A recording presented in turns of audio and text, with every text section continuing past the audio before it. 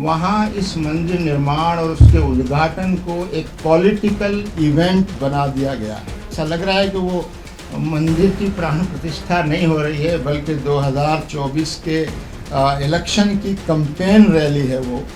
तो ये देश के लिए चिंताजनक है। मुसलमानों से ये बात कहना चाहते हैं कि वो किसी बात से निराश और मायूस ना हो, और अगर उनको उकसाने की कोशिश की जाए तो वो उस जाल में ना फंसे। अयोध्या में इस वक्त जो कुछ चल रहा है, और 22 जनवरी को वहाँ राम मंदिर जो बन रहा है, उस जगह पर जहाँ पहले कभी बाबरी मस्जिद हुआ करती थी, और 6 दिसंबर 1992 को दिन के उजाले में एक जुनूनी भीड़ ने उस बाबरी मस्जिद को शहीद कर दिया। उसके बाद 9 नवंबर 2019 को कोर्ट के फैसले के ज़रिए से ये बात मानते हुए भी कि 9 नवंबर के फैसले में ये बात कही गई साफ तौर पर कि वहाँ किसी मंदिर को तोड़कर मस्जिद नहीं बनाई गई थी। दूसरा ये कि 22 और 23 दिसंबर की रात में जो मूर्तियाँ रखी गई थी मस्जिद में, वो एक कानूनी जुर्म था, और 6 दिसंबर 1992 को जो कुछ हुआ, मस्जिद को शहीद किया गया, वो भी कानूनन जुर्म था। ये सब मानते हुए वो जगह जो है मंदिर के लिए दे दी गई। तो एक फ़ैसला कर दिया गया अदालत की तरफ से, और उस फैसले के मुताबिक वहाँ मंदिर बन रहा है। और हम ये समझते हैं और शुरू से कहते आए हैं कि ठीक है, कोर्ट का फ़ैसला है, मगर कोर्ट का वो फ़ैसला अन्यायपूर्ण है, कोर्ट का वो फ़ैसला न्याय के ख़िलाफ़ है। लेकिन जाहिर है अदालतें फ़ैसला करती है तो उस फैसले पर अमल होता है, और अमल हो रहा है।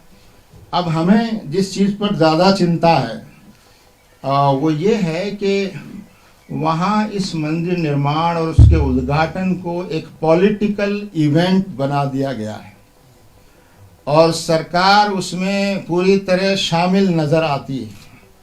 हालांकि कहने को तो मंदिर जो ट्रस्ट है उसकी तरफ से हो रहा है, लेकिन सच्चाई और वास्तविकता ये है कि उसमें सरकार पूरी तरह इन्वॉल्व है, सरकारी अमला उसमें पूरी तरह इन्वॉल्व नज़र आता है।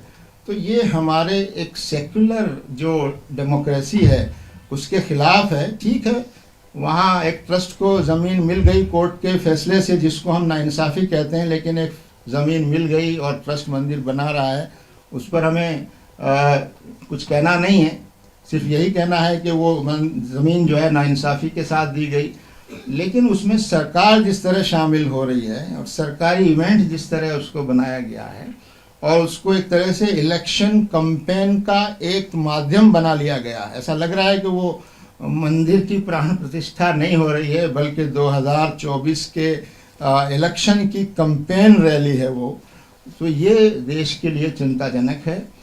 हम धर्म गुरुओं और धार्मिक गुरुओं से भी ये बात कहते हैं कि इस घटना को इसको रिलीजियस ही रहना चाहिए था, इसमें सरकार को इन्वॉल्व नहीं होना चाहिए था, और इसको राजनीतिकरण इसका नहीं किया जाना चाहिए। तो हम 3 शब्दों का प्रयोग कर रहे हैं। इस इवेंट को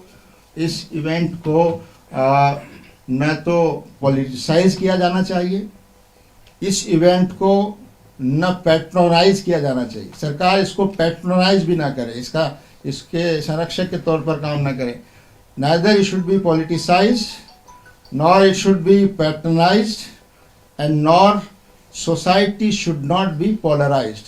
तो हम समझ रहे हैं कि 3 चीज़ें हो रही हैं जो हमारे लिए आपत्तिजनक है कि इस धार्मिक जो उत्सव है और एक धार्मिक प्रायोजन है जो एक ट्रस्ट के माध्यम से धर्म गुरुओं के जरिए होना चाहिए था, अब वो एक तरह से पॉलिटिसाइज भी हो रहा है, और उसको सरकार पैटर्नाइज भी कर रही है, और उसके माध्यम से सोसाइटी को पोलराइज करने की कोशिश भी की जा रही है।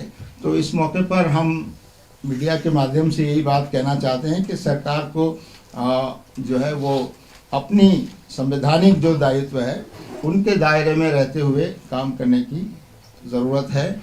दूसरा, इस मौके पर हम ख़ास तौर से मुसलमानों से ये बात कहना चाहते हैं कि वो किसी बात से निराश और मायूस ना हो, और अगर उनको उकसाने की कोशिश की जाए तो वो उस जाल में ना फंसें, और ऐसी कोई चीज़ जो उकसाने वाली हो उसका कोई नोटिस न लें, और अपने आप को और संयम बरतें और मायूसी, और देश में एक भाईचारे का माहौल पैदा होना चाहिए, और देश में कम्युनल हार्मनी का माहौल पैदा करने की कोशिश होनी चाहिए, और इस देश को कैसे चलाना है वो सबसे ज़्यादा हम सब के लिए इम्पोर्टेंट है। ये देश सभी धर्म के लोगों का देश है, और हमारे संविधान में सब धर्मों को बराबरी का दर्जा मिलना चाहिए, ये हमारा संविधान कहता है। सरकार किसी धर्म विशेष को बढ़ावा देने या किसी धर्म विशेष का प्रतिनिधित्व करना जो है वो सरकारों का काम नहीं होना चाहिए।